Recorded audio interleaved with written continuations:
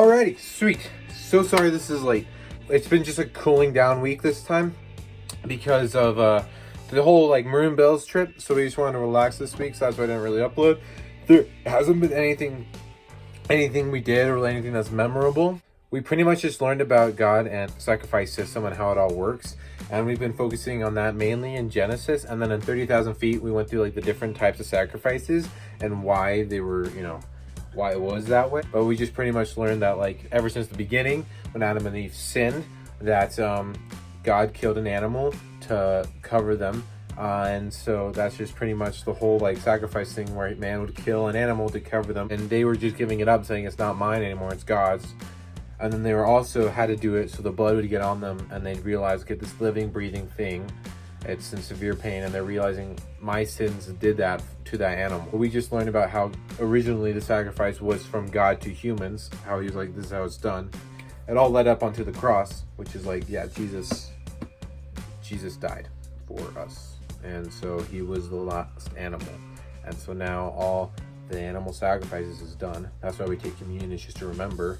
And I feel like we lose that meaning of communion. It's just like, yeah, remember the blood on you. Remember like the blood when you kill the animal that is covering your sins. Remember, break the bread, drink the cup, to remember that all debts are paid, and do this until I come back. Also, there were a couple other fun things that happened. Like we had sponsor families this week again. Unfortunately, my sponsor family couldn't make it. They were out of town. And so I had a sub-sponsor family. And then on top of that, Isaac, the guy who got baptized, he spoke in front of several people, his testimony and everything, and I filmed it, and so you should check that out because it's up on the YouTube channel somewhere. But definitely check that out, and it's pretty meaningful.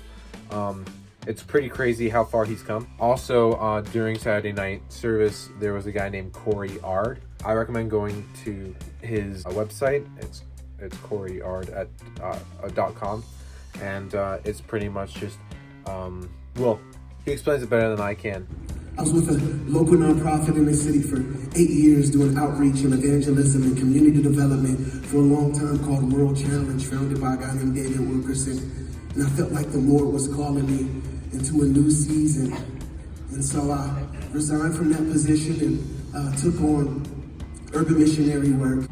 In one of my songs, I say, I'm not saying don't bring the gospel to all nations, because I know they need it, they want it, some are patiently waiting.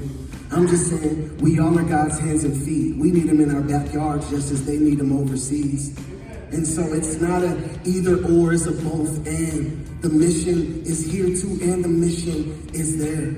And while those feel called to over there and over there, I feel called to here, and the Chicagos and to the Baltimores. I consider myself an urban missionary. So my work is in the juvenile detention centers. It's with the at-risk youth in our city and gang prevention here in our city. What's up, Todd? Don't worry about it. Yeah. No, it's not in here. Yeah, that was Elisha. He's gonna join us one time or another. He's a fun guy, very artsy. Anyway, so that's all.